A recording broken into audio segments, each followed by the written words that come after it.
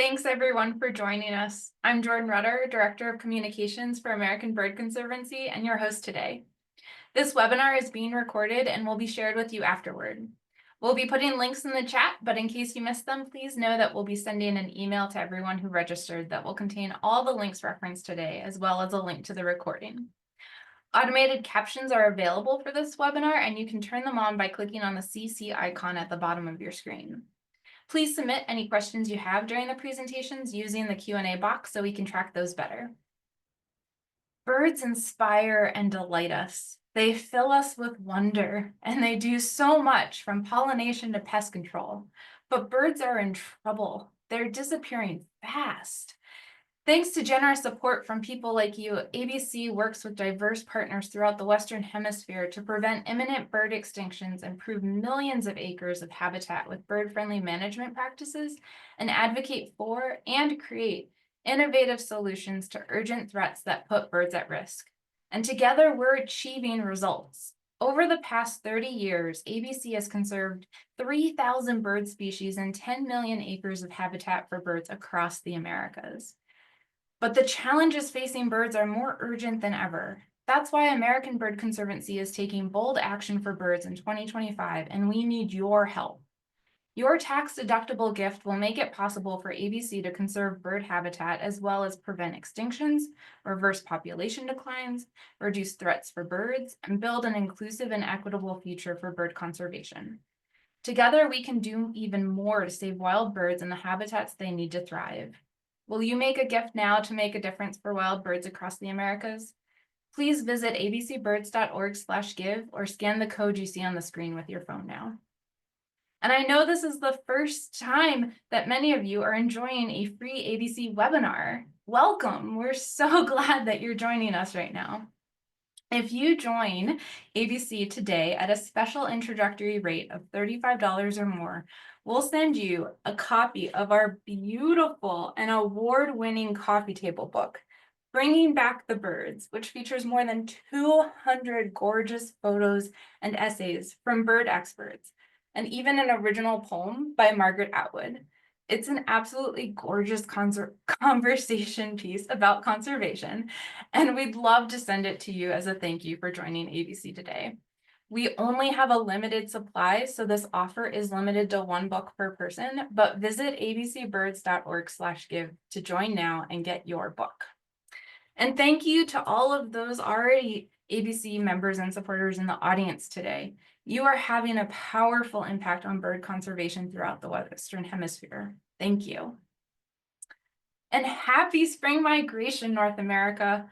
Warblers, orioles, grosbeaks, buntings, and more beloved migratory species are all on their way right now to begin preparing for the breeding season across the United States and Canada. For me, and maybe you too, their beautiful colors and charming songs definitely make being inside at a computer a challenge. Billions of birds, yes, billions, are on the move and are passing through your cities and communities. And if you're so lucky, potentially settling down to nest for the season right outside your home. With migratory birds undertaking such incredible feats, such as flying hundreds or even thousands of miles, it's no surprise that they face a gauntlet of threats along the way, including the #1 threat to birds, habitat loss. Just like humans on a road trip, birds need safe places to rest and refuel to ensure that they can complete their journeys and arrive safe and sound.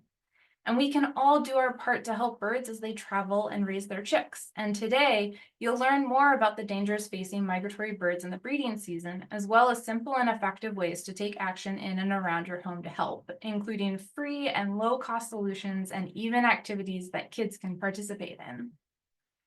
So ready to hear one of the easiest ways to help birds? It's easy because get this, it's nothing. Okay, it's a specific nothing. As the weather warms, I know many of us are eager to get outside and do some spring cleaning around our yards and neighborhoods. But can I ask you to hold off just for a little bit longer? By leaving the leaves, you'll ensure that insects waking up and hatching remain protected until they're ready to make their way into the world, and often into the hungry bellies of migratory arrivals and eventually eager chicks. Did you know that a pair of chickadees needs more than 5,000 insects to feed one brood of chicks from hatching to fledging? Keeping your outdoor space as natural as possible means that birds can find more of what they need to thrive right where they are. Another great way to increase the food and shelter options best suited to the birds in your area is by adding native plants to your yard or community, as well as reducing or eliminating your use of synthetic chemicals or pesticides. abcbirds.org/pesticides is full of information on how to best create a bird and bug friendly outdoor space. One more simple way to help birds happens with the flip of a switch. Turn off all of those non-essential lights at night. While the common saying might be deer getting caught in headlights, bright lights can confuse birds on their migratory journeys. Birds have incredible senses and don't need lights at all at night to navigate like we do. In fact, many birds navigate using the stars, so they need to see them. It's another easy way to help birds and save on your electric bill. Turning lights off doesn't just help birds navigate, it also helps reduce bird collisions. Did you know that more than 1 billion birds collide with windows each year in the US alone? And birds just don't see glass the way we do, and spring and fall migrations heighten the risk for birds winging their way north or south each year. Like turning off non-essential lights at night to help birds see, there are many low to no cost solutions to help make glass more visible, including tape, decals, strings, cord, paint, netting, shutters, screens, and more, all to create window patterns that birds will interpret as solid objects to be avoided. And you can learn more at abcbirds.org/stop collisions, and as well as the future presentations in this webinar. You can even help birds with your choices at the grocery store. By using bird-friendly approaches, cacao trees and coffee plants can be grown in the shade alongside native trees, keeping the habitat that provides shelter and food for birds intact while supporting growers. I think it's especially sweet that two of my favorite things, coffee and chocolate, can help me conserve one of my other favorite things, birds. And as we speak, ABC is even working on expanding these standards to other products like spices. So look for bird-friendly labeling the next time you're filling your cup or reaching for something sweet. And finally, one of the most powerful ways that you can help birds right now is by using your voice. Whenever you sign one of ABC's action alerts, you're helping to fight for bird-friendly laws and against policies that put them at risk. But there are so many other ways to speak up for birds, and sharing bird-friendly tips with your family, friends, neighbors, and community can go such a long way. So many people love birds and love talking about birds, and are often surprised to learn the myriad of threats they face, and that so many beloved species are in trouble. Birds bring us together, and by sharing your love of our feathered friends, as well as some of the simple tips that you're going to learn about today in this webinar, you can become an ambassador of living a bird-friendly life and make a real difference for birds in need. Today's presenters have so much more to share about bird migration and ways to ensure that you can have a bird-friendly spring, so let's meet them.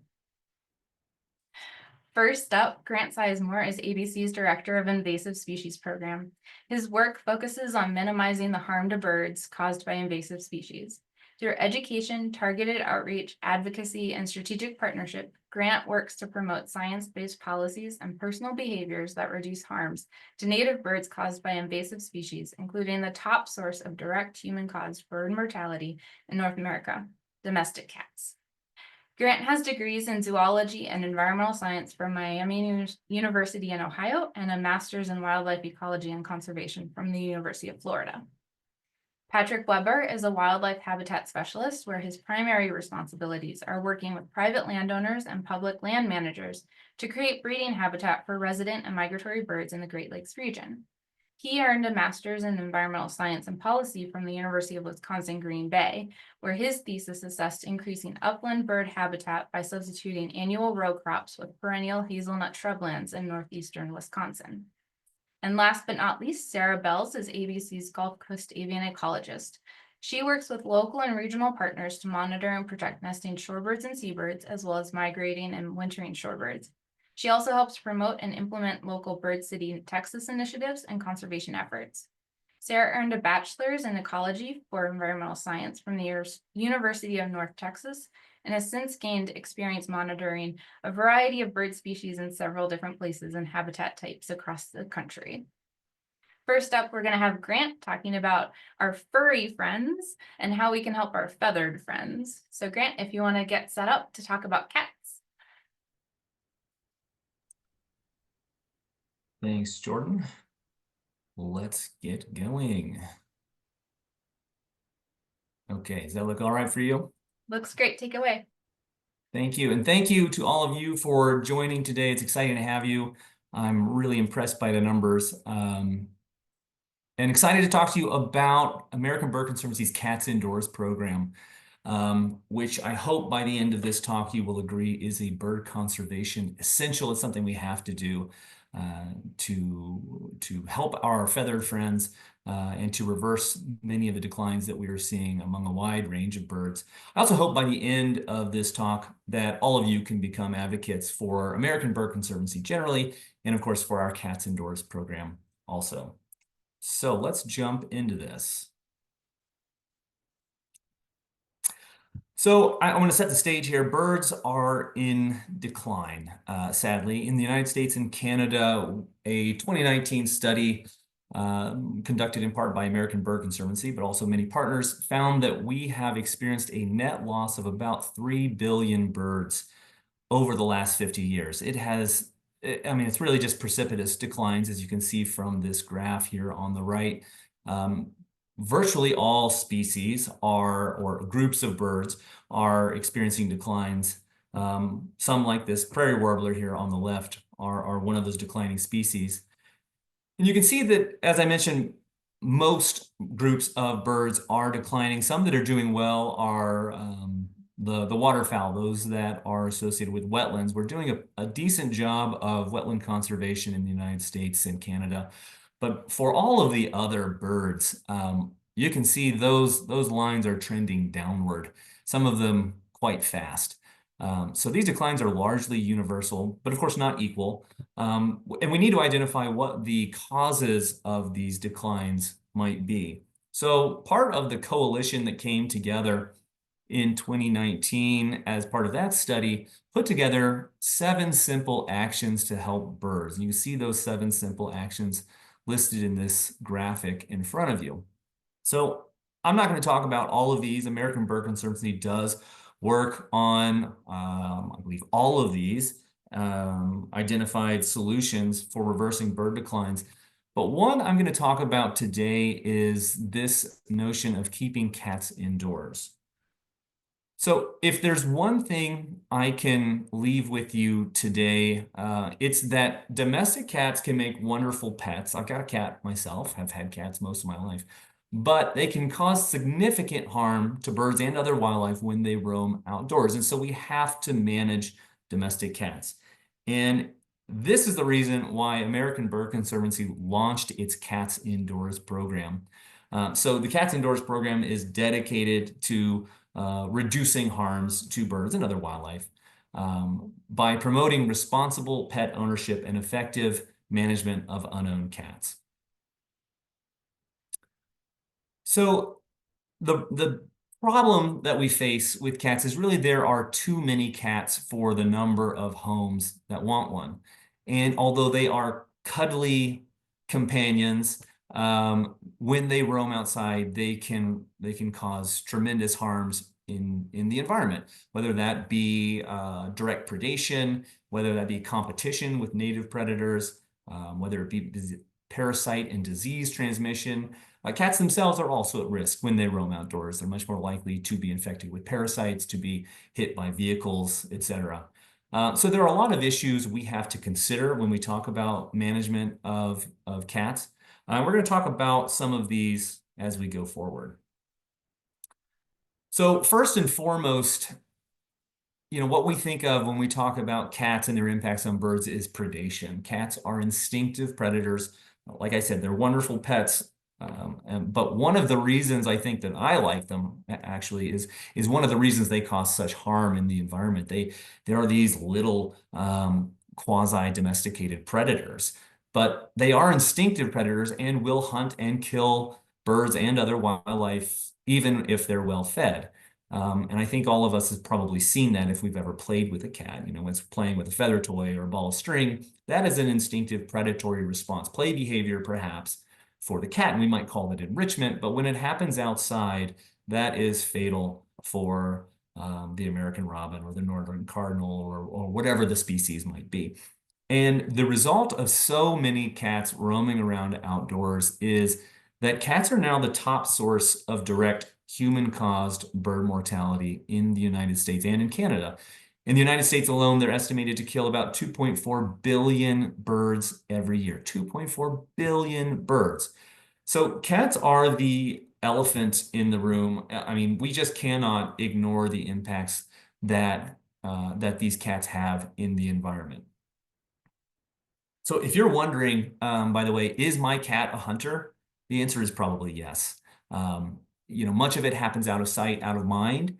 But cats, like I said, are instinctive predators. And certainly there is individual variation, and it can vary through a cat's lifetime. Generally, they are more predatory when they are younger, a little bit less so when they get older. But yes, cats are predators. That's what they were born to be. A couple of the other issues that we're concerned with regard to cats roaming in the environment is parasites and diseases. Cats are actually the top carrier of rabies among domestic animals in the United States. They surpass dogs by about 4 to 1 nationally. And that has some real consequences, not only for human health, but also for financial costs for maintaining monitoring and applying post-exposure prophylaxis, the series of shots that you have to get if you have been potentially exposed to an animal that could be rabid. You can see this breakdown of where rabies in cats largely occurs in the United States. It tends to be mostly in the eastern United States, where the raccoon rabies virus variant is endemic. You can see Pennsylvania is really a hot spot, but really all up and down the eastern seaboard. And of course, we've been successful with dogs. Dogs used to be the top carrier of rabies, but we've been successful with reducing dog rabies prevalence in large part because we have managed dogs. We require rabies vaccinations for dogs. We require them to be kept under an owner's control. We have not done those things mostly with cats. So a lot of work to be done there. The other one I want to talk about is Toxoplasma gondii, which causes toxoplasmosis. This is a parasite that is excreted in the feces of a cat, or it relies on cats and all felines to complete its life cycle. It can only sexually reproduce in the gut of a feline, from which it is excreted into the environment. A single cat can excrete hundreds of millions of these tiny little infectious oocysts or eggs that then remain infectious for months to years in the environment, whether that be freshwater, marine, or terrestrial environments. And it can subsequently infect virtually all birds or mammals if they were to encounter and accidentally ingest one of these oocysts. They can also then pass it on to another animal, either in utero, so from mother to offspring, or through consumption of infected tissues. And so toxoplasmosis is a serious public health concern. It's listed to be among the CDC's top 5 neglected parasitic diseases. It is the second leading cause of death among foodborne illnesses in the United States. And we're seeing widespread contamination of this parasite from domestic cats, which can affect wildlife, game species, livestock, even produce. So there are a lot of great reasons why we want to limit domestic cats roaming in the environment, and the environmental contamination with Toxoplasma gondii is one of those. So there are several ways we can consider effective cat management. We can implement effective cat management. And really, it boils down to treating cats like we treat dogs. We have to turn off the tap with regard to cats. Like I said, there are too many cats for the number of homes that want them. So we have to find ways to reduce that population of owned and unowned cats. And some of the best ways we can do that are endorsed by the American Veterinary Medical Association, which advise that basically keep the cat under your control, sterilize it, permanent identification like a microchip, But keep that cat, most importantly, indoors on a leash in a catio or a cat patio, just preventing that cat from interacting with wildlife, as well as not trespassing on neighbor's property or fighting with a neighbor's pet or something like that. So under no circumstances allowing a cat to run at large and become a nuisance. So what can you do? There are a variety of ways that you can take action in your own life to support the cats indoors movement. Some of these include practicing responsible cat ownership. I mean, this is number one. If you're a cat owner, if you are going to be a cat owner, please practice that responsible cat ownership. Again, that's sterilizing that cat, permanently identifying it with a microchip, vaccinating it and getting regular booster vaccinations for rabies, and keeping it under your control, again, in a catio, on a leash, inside the home, whatever it might be. And we have a pledge, if you're interested, to that you can take to keep cats indoors, to voice your support for this this responsible cat ownership practice. Another way you can help out is by educating others. You can share a bunch of outreach materials that American Bird Conservancy makes available on our website, and you can go to abcbirds/cats for all access to all of that information. You can download or purchase Cats Indoors brochures to share at local events with neighbors, whatever the case may be. You can also advocate for responsible cat ownership and effective unowned cat management solutions in your neighborhood, in your city, in your county, in your state. And we have a variety of action alerts available for you to sign, which will then reach out to your elected officials. Highly recommend contacting legislators to enact cats indoors policies, advocating for these solutions with local animal shelters, just letting others know essentially that it's time we treat cats like we treat dogs. It's no longer acceptable to just open the door, kick the cat out, and cross your fingers and hope it returns, but that we need to be more responsible with our cats like we have become with our dogs, for the benefit of not only birds and other wildlife, not only for human health, but also for the health and welfare of that cat. So again, that take-home message, I wanted to reiterate it here. Cats make great pets. Like I said, I'm a long-term cat owner myself, but we have to manage cats because they can have some pretty serious impacts in the environment if they are just running around. So I want to end there and say thank you very much. I hope you can all become a Cats Indoors supporter and long-term supporter of American Bird Conservancy. We really appreciate it. Thank you. Thanks so much, Grant. We appreciate it.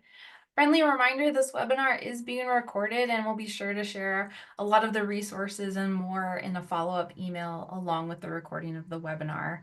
And Grant, I know you're working on a lot of important information about how to deal with feral cats and how to talk to other people about cats. Again, we'll make sure that those resources are covered as well. You have a lot of projects in the works right now, so I hope folks stay tuned and follow along for updates. Great, thank you. Yeah. Thanks again.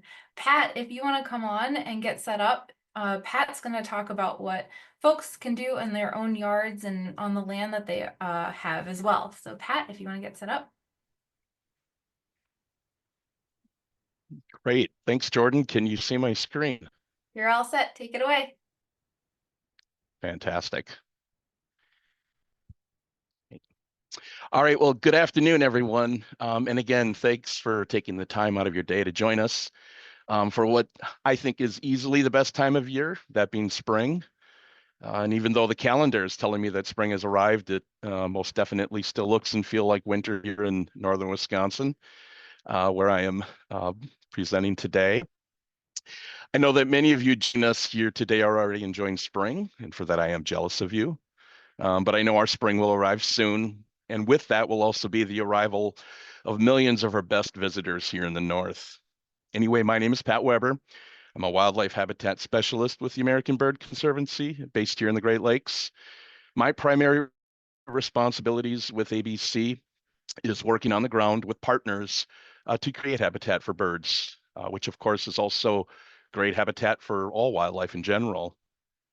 Much of the habitat that we're creating supports the breeding needs of our arriving visitors. They're traveling thousands of miles, as Jordan said, and this is easily the riskiest activity they'll partake in their lives. It's truly awe-inspiring. It's mind-boggling. And we get to see it happen each year, which is really cool. And better yet, we can play a role. So that's what I'd like to talk about with you today. First, though, I want to spend just a little bit of time on where this migration primarily occurs, especially as it relates to our Great Lakes region. And then more importantly, why this migration happens in the first place. I think it's kind of important to understand the why of something before you just jump in to what you should do. And, it's hopefully going to trigger some ideas on your own. So we'll start there. So again, each spring, around 3.5 billion, and that's billion with a B, birds will migrate to North America from their southern wintering grounds. The majority of these birds are headed far north into the boreal region of far northern Wisconsin and in the United States, where I'm located, but also in the boreal forests of Canada. These birds primarily take advantage of 4 major routes, which we call flyways. And you can see them up here on the screen. Here in the Great Lakes, we get to experience a migration in both the Mississippi flyway and the Atlantic flyway. And so myself and my Great Lake region team members not only feel fortunate, but also a great responsibility to do our part in ensuring these birds have a great habitat when they arrive, either to stop and refuel as they continue their journey north, or to stake their claim and breed in our region, which so many are doing as we're creating that habitat. And right here is primarily our Great Lakes region within American Bird Conservancy. So why the migration north? Well, first of all, it's just the abundant amount of food and water. Our longer sunlit days in the spring and summer here in the north, which we can thank for the tilt of the earth, that we get that great sunlight exposure and the warming temperatures. And together, that just triggers an explosion of food resources. The plants are emerging with tender leaves, and also the emerging insects as well are converting that plant material into protein. And one thing that you'll hear throughout this presentation is the importance of insects to birds, especially migratory birds. Roughly 95% of all young birds need to eat insects for their protein source to grow and survive. So here we see a yellow-billed cuckoo, and like so many other migratory birds, it relies primarily on a diet of insects and invertebrates for themselves and their young. And what's really kind of neat about cuckoos is that they also love the big, hairy, nasty caterpillars like the invasive spongy moth that a lot of birds won't eat. And, considering the damage that these invasive caterpillars cause, we just can't have enough cuckoos. And unfortunately, many of our cuckoos are in trouble. Of course, our loons need plenty of fresh water, and also they're protein feeders. You can see this one loon to the right with a small panfish in its mouth. Hummingbirds are very amazing, as we know, and they're one of the few birds that don't feed insects to their young. They'll feed them regurgitated nectar, and of course that contains proteins and fats, which is really important. Doves are really amazing. They actually will. They're strictly seed feeders, but they'll create what's known as a crop milk. It's a very nutritious secretion, kind of like almost a thick curd-like substance, which is rich in protein and fat. So again, the theme is young birds need protein. And then goldfinches as well. They'll feed primarily on seed, but they'll regurgitate kind of that partial mixture of mushy seeds to their brood. Another reason for the migration north is cover and space. And this is where myself and my Great Lakes region team really can help make a difference in migratory birds. Not only do we have large amounts of cover habitat, forests and grasslands here in the Great Lakes region, but also just a wide diversity of species type and age class, which is hugely important. And we'll touch on that just a bit here. The cover that we have here in the north and in the Great Lakes is providing protection for the birds from predators, which there are many, but also extreme temperatures. It's not unusual here in the far north to get snow in May, got plenty of it now. And thermal protection offered by conifers, for example, literally can mean the life and death of migratory birds. So just briefly going left to right, some of our habitats that we have, early successional habitat, uh, historically was created by fire and by beaver activity. We suppress both of those. So today, one of my jobs with my team is doing ecological forestry to mimic those conditions. This habitat here is ideal for golden-winged warblers, chestnut-sided warblers in particular that nest on the ground and need that deciduous young growth. The bottom left here is our jack pine plains. So Kirtland's warblers, amazing birds that have evolved, over thousands and thousands of years to take advantage of the frequently burned, dry, sandy soils of Michigan, Wisconsin, and northern Canada that would regenerate primarily in young jack pine. And that's exactly what they need. They are specialists. They don't do well if they don't have that specific habitat. And so we work closely with partners to try to mimic those conditions. We provide cost share where we can so that the lost timber value in doing something like jack pine plantations can kind of close that gap. Oak savannas, extremely important for cerulean warblers and red-headed woodpeckers, and our folks in southern Wisconsin are also working with partners to bring back some of those habitats. And as you can see here, kind of the theme is a lot of different species, a lot of different age classes. And then, of course, in the bottom right and in the center, we have habitats that we don't want to do anything with. We've got species like Canada Warbler and Connecticut Warbler that take advantage of old growth forests. And we simply want to educate folks about those systems. Resource partitioning. Well, just going to touch on that. It's kind of a fancy word to basically say that birds have evolved literally over millions of years to find their particular niche or niche in habitat to survive. And so you'll see here we've got kind of from left to right conifers and mixed along with hardwoods. And then on our y-axis here, kind of the age class, an understory and overstory, and of course the mid-story in between. And you'll see the birds are scattered nicely. And this represents, through our Forestry for Michigan Birds effort, where each of these birds likes to nest and forage. And resource partitioning simply means that, birds in particular and wildlife in general don't just favor one particular species or age class. They'd run out of resources. And so whether it's a young forest that's been disturbed, whether it's an old growth forest, whether it's a mixed, there are birds and species that have taken advantage of each of those particular areas. And keep that in mind when you're out there looking for birds, to kind of understand that it doesn't matter really where you are, you could see a bird that really likes that particular system. Okay, so I hope covering what makes the North very successful for breeding kind of generate some ideas. I want to talk about 4 strategies as I wrap up here to help migrating birds, and then also to help you better enjoy the migration. I think if you enjoy the migration a bit more, you'll be more prone to actively participate in how you can help. So let's just jump into that. Strategy number 1, get to know your vegetation. Yes, you can do that by hugging your trees. I have white oaks that I pat along on the stem that tell them that they're growing great. But more importantly, I think, there's some resources and there's so many resources. There really are, and it's overwhelming.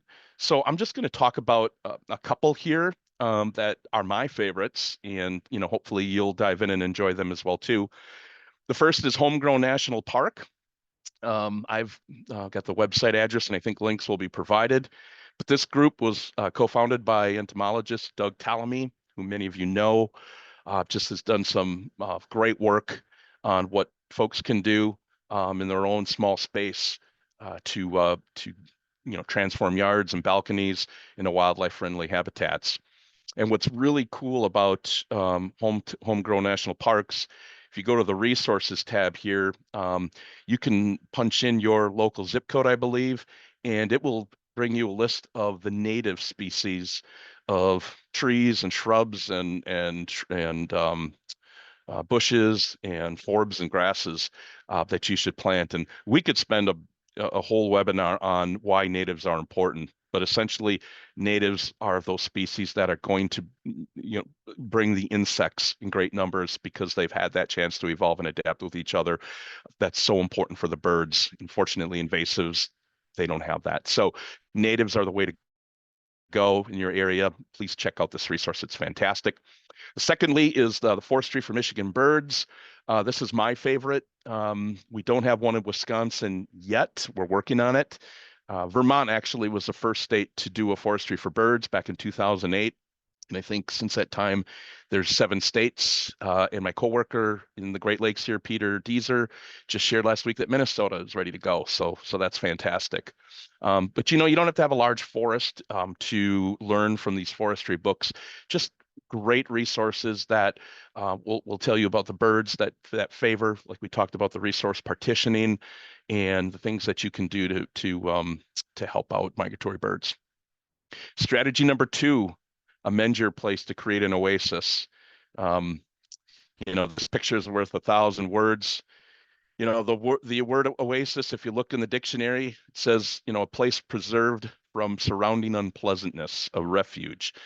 And that's exactly what we can do. All of us can do for birds as they're traveling north. Whether you own, a ton of a forested land, or even, having just a balcony in an apartment. And again, go back to that homegrown national park movement. Every small action on a large scale can make a big difference. In this picture, you've got so much going on here. We've got the purple cones, which are providing nectar and seeds. You've got, of course, the mature trees, which are providing caterpillars and other insects. And it looks great. I think it looks fantastic. So create that haven. Number 2, look at your trees. If you've got damaged trees, we call them living snags. This is on my property. I've had a lot of people tell me to cut it down. These are great trees.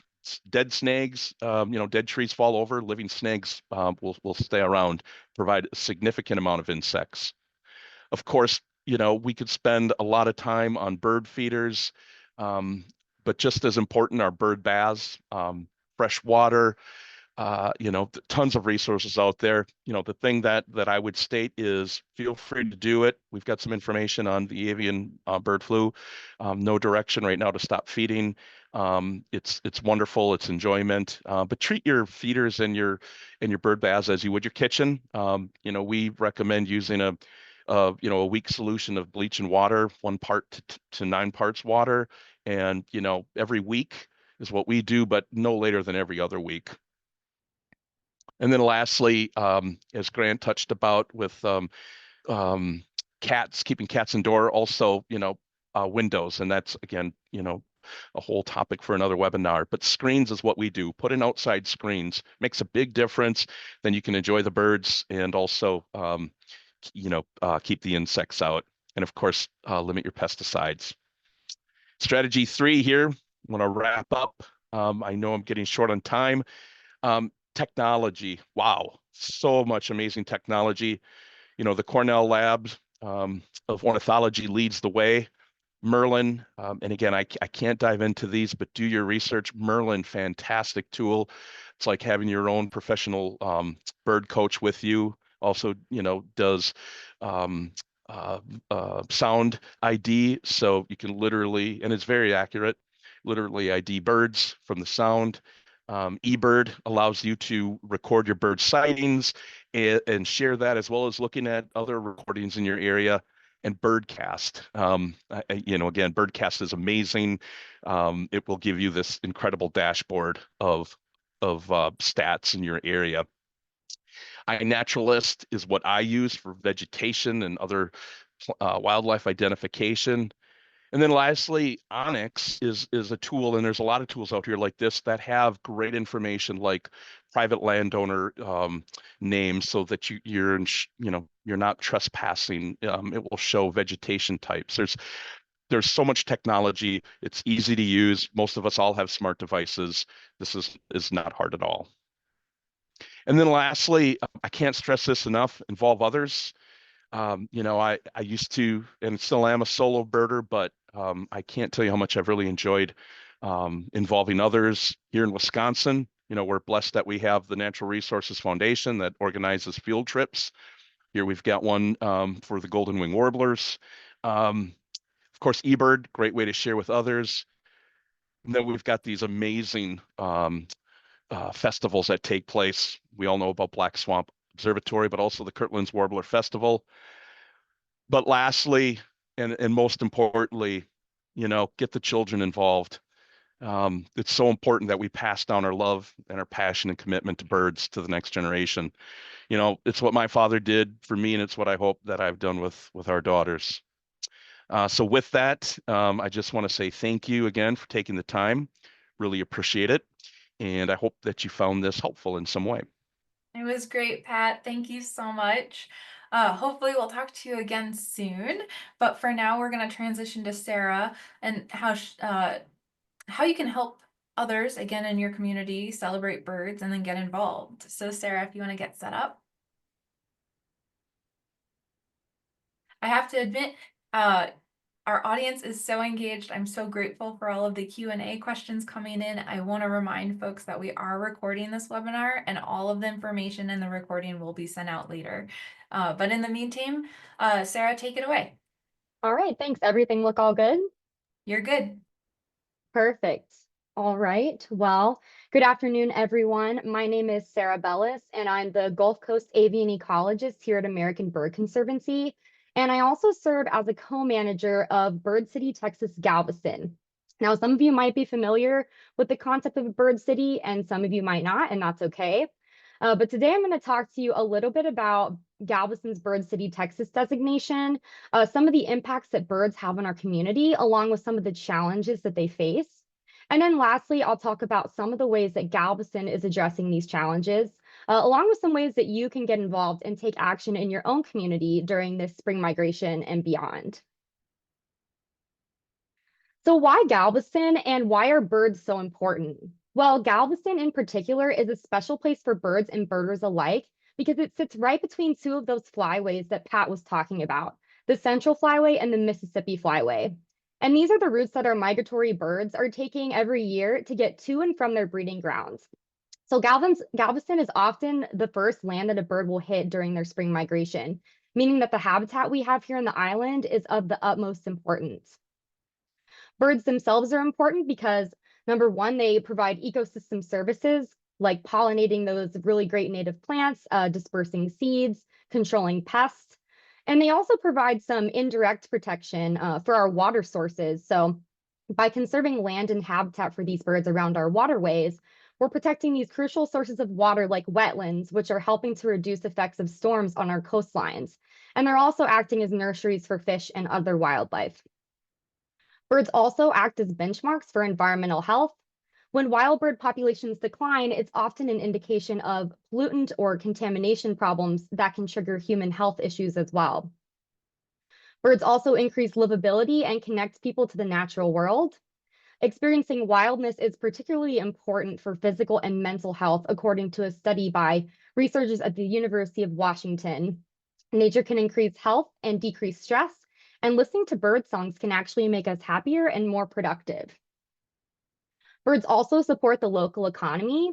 So about 46 million people in the US, that's nearly 1 in 5 adults, will watch birds, spending about $40 billion annually and creating more than 860,000 jobs.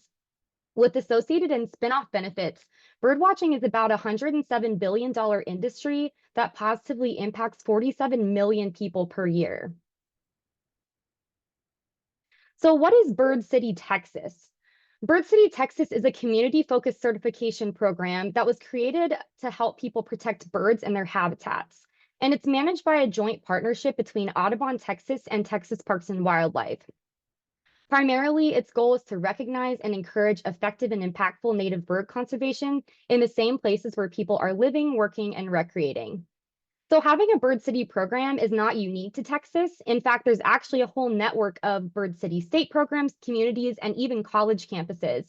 And towards the end of my presentation, I'll show you how you can use the Bird City Network's online tools to easily find programs near you. It takes full commitment from our community and city leaders to make this certification possible. We submit an application every 3 years on behalf of the city, and the city is committed to helping continue grow our bird city status. So for a basic bird city Texas, a community has to fulfill 10 required actions, plus a minimum of 9 other actions from different categories like habitat, threats, community engagement, and sustainability. To go above and beyond and be designated as a high flyer community, a community must fulfill those same 10 required actions, a minimum of 13 additional actions, and 4 specifically marked as high flyer. These actions are often things that many of our partners are already doing, so we work together over this 3-year period to make sure they continue this work and that we're hitting all these actions that we committed to in our application. 2024 was a recertification year for Galveston, and thanks to the hard work and dedication of our collaborative body and partners, we became the first city in Texas to become a high flyer designated community. We exceeded the 27 action minimum by committing to 37 total actions, and we plan to continue going above and beyond to make our community a better place for birds. So one of the required actions for every bird city Texas is to form one of these collaborative bodies that meets periodically just to make sure we're hitting all of those marks for the actions we promised in our application. Our group is co-managed by myself and with our partners at the Galveston Island Nature Tourism Council, and we're joined by representatives with Moody Gardens, Galveston Island State Park, the City of Galveston, and the Galveston Island Tree Conservancy. So this list doesn't include all of our other amazing partners whose hard work every year contributes to meeting our goals, and we thank them so much for all that they do. So these are some of the main topics that we addressed through our actions and through our outreach efforts. Pat and Grant covered some of these at length, such as landscaping for birds and keeping cats indoors. But some additional issues we like to address in our community are bird-friendly glass and architecture, keeping pets on leashes, lights out for migration, and building the birding and bird conservation movement. So how does Bird City Galveston spring into action for migratory birds? This is where I'm going to take you through some of the things that we've done in our community to promote and protect migratory birds. I'll also hopefully give you some ideas that you can take back to your own communities to make a difference there. So as I mentioned earlier, Galveston is an extremely important stopover site for these migratory birds, and this makes it especially important for us to support them on their journeys. Galveston spreads the word about our migratory friends in several different ways, and one of my favorites is our annual water bill campaign, which you can see an example of on the right. So this insert goes out in February, which is right before the birds are gearing up for migration through Texas, and it's sent to all the residents on Galveston Island that receive a water bill in the mail. So this year we printed 12,000 copies, and they were sent out last month, so that was a success. In this digital age, we realize that not everyone still receives a physical copy of their bill. So the City of Galveston also highlights this graphic on their webpage. And they've actually given us a whole tab all to ourselves that has all sorts of information about Galveston's Bird City initiatives, including a list of native plants we've compiled for the community. So another way that we support our migratory and local birds is by promoting the use of native plants. Bird City Galveston created this handy Native Plants for Birds rack card, which we pass out at table events and presentations, and like I mentioned, is posted on the city's website, so it's widely available. We also host native plant sales and giveaways to make it easier for people to find native plants to use in their spaces at home. Lastly, we make a more physical impact by creating native demonstration gardens with signage in highly visible public spaces. And we also host community-wide planting events to get people involved. So here's just one example of a native plant garden that we've initiated in Galveston and some of the stunning Galveston natives you can find there. This garden is located at Pier 10, which receives a lot of traffic thanks to the cruise terminals, and it includes signage that tells visitors all about the plants that can be found there, like firewheel, Turk's cap, purple coneflower, and black-eyed Susan, among others. Another hurdle that birds have to overcome is light pollution. Approximately 1 in 3 birds in the US migrating in the spring, and 1 in 4 in the fall will pass through Texas, making our work here in Galveston all the more important. Because most migratory birds fly at night, the bright lights of commercial and residential buildings attract and disorient birds, which causes collision and leaves birds vulnerable to threats on the ground. So in Texas, we have a campaign called Lights Out Texas, and it's a campaign of education, awareness, and action that focuses on turning out lights at night during the spring and fall migrations in order to help protect the billions of migratory birds that fly over Texas annually. So through this initiative, Audubon Texas provides a toolkit that virtually anyone can use to reach out to local businesses, individuals, and organizations to encourage them to go lights out. In Galveston, we use this toolkit to advocate to businesses in our community during spring and fall migration, usually by sending emails. And you could even tailor these resources for your own use if you're passionate about reaching members in your own community. So when birds bump into glass at high speeds, the impact can result in instant death or serious, often fatal injuries. So why can't birds see glass like we can? The reason is that they don't learn the same visual clues as humans. And as a result, glass is undetectable for them. Birds can learn about individual pieces of glass in an area that maybe they live or frequent through repeated interactions, unless the first collision they don't survive.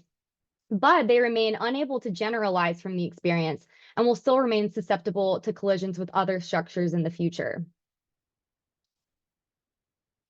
So with that background, let's talk a bit about what Galveston is doing to address these collisions. In 2017, a major building strike event happened downtown during spring migration, and this event really spurred on the formation of our Bird City Galveston, which became certified in 2021. Over the past year, we've started planning a certified course on bird-friendly building design, which would ideally we would provide on an annual basis for architects in the greater Houston-Galveston area. We're also trying to identify new or existing problem areas or buildings. A local high school in Galveston called Ball High is currently constructing a new building, and we became involved pretty early on in forming a plan to make the windows more bird-friendly. So now we're in the process of trying to generate some funding for those window films, and we'll continue working with the high school in the future as the construction progresses. Lastly, something that Bird City Galveston strives for is to engage more people in our community with birds and birding. And we go about this in a couple of different ways. Our partners use social media heavily to share information about birds and bird-friendly practices and to promote local birding and nature events. Several of our partner organizations host speaker series, which cover a variety of bird and nature-focused topics throughout the year. The Nature Tourism Council hosts nature walks every month. They host community birding competitions and an annual birding and photography festival. Galveston also participates in citizen science projects using eBird and iNaturalist, such as Big Sits, Christmas bird counts, City Nature Challenge, and more. So what can you do to protect migratory birds in your community? Well, the best way is to get informed, speak up, and encourage others to do the same. Some specific actions you can take would be to advocate for lights out during migration to businesses or even just your friends. You can also just set a great example by participating in the movement yourself, and maybe by watching, people can see what you're doing and mirror it. Identify glass collisions near you. If you notice evidence that maybe your office building or a local business is causing a lot of bird collisions, try talking with the property manager or business owner to voice your concerns. You never know what'll happen with conversations like that. Use native plants in landscaping. Do your research and spread the word to neighbors and friends. Keep cats indoors and dogs on leashes and encourage others to do the same. Participate in citizen science. Anyone can create an account on eBird or iNaturalist. Fair warning, keeping a list can become pretty addicting and may lead to some friendly competition. Find ways to engage with birds and birding in your community. And one of the best ways to do this is just to go outside. Grab a pair of cheap binoculars and a free field guide app from your phone's app store and try to identify some of the birds just in your backyard. You can also try local parks or nature preserves, and eBird is a great resource to find hotspots near you. You can also explore local groups in your area that may host events or talks that are great for adults and kids. So if this presentation piqued your curiosity on bird cities and you're interested in finding a bird city community near you, then the Bird City Network has a perfect tool for that. On their website, you can filter by programs, communities, or tourism. You could view a map of all the Bird City programs, or you can view it as a list. And if you are interested in creating a Bird City community, you can use this button down here that says, I can't find my community or program. And you can request information from a program on how to apply to get your own community certified. If there's not a Bird City program in your community or state, you can use the same form to request more information from the Bird City network or a specific program. And with enough interest, they might even form a Bird City program in that state or country. So with that, I'll conclude my presentation. Thank you all so much for tuning in, and happy spring migration. Thank you so much, Sarah. That was great. Again, I just want to remind folks that this webinar is being recorded and will be sent out to everyone who registered. There's so much engagement and questions coming in, and unfortunately, we can't answer all of them. However, we do have a webinar series and a website, so I encourage everyone to just follow along and connect with American Bird Conservancy to keep learning more. We'd love to keep this conversation going. For now, if Sarah and Pat want to join me just for one quick question, though, I want to ask before we unfortunately have to close. Sure. You both gave such great conversation topics, again, for questions coming in and for folks to share with their neighbors and friends. But I want to kind of help folks filter through all of this information. It was a lot. Just like how many birds are currently migrating, it was a lot. So Pat, I'd love to know, what's the one thing that you hope everyone takes away from this webinar and shares with that friend or neighbor? The one thing. To watch the Yeah. webinar?